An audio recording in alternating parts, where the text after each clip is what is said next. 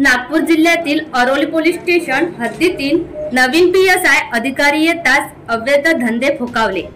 कार्यवाहीसाठी पुढाकार घेणार कोण? काय कुंपण शेत खाईल काय? तहसीलदार, नायब तहसीलदार, मंडळ अधिकारी यांच्या आशीर्वादाने बुडतोय लाखोचा महसूल।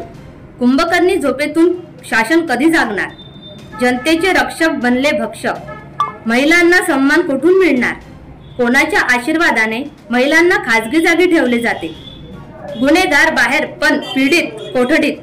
तक्रार द्यायची तर कोणाला? माननीय उपमुख्यमंत्री यांना सहहस्ते निवेदन देऊन सुद्धा कार्यवाही का नाही?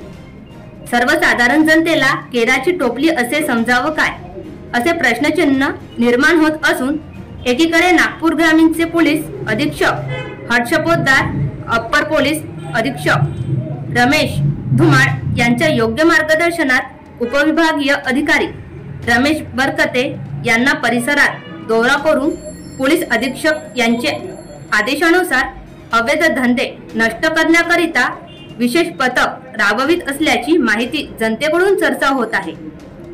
तसेच अरोलीचे ठाणेदार निशांत पुणेकर हे उपविभागीय अधिकारी रामटेक यांच्या आदेशाने पालन करून अवैध धंदे नष्ट केले व सर्वसामान्य नागरिकांचे मन जिंकले।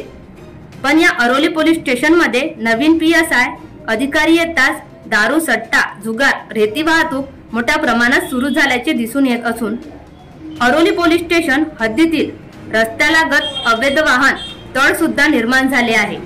यामुळे मोठ्या अपघाताला व जीवहानी होण्याची दाट शक्यता दिसून येत आहे। दिलेल्या बातमी संदर्भात पुरावे उपलब्ध असून शासनाला देण्यात आले कधीही चौकशी झाली नाही।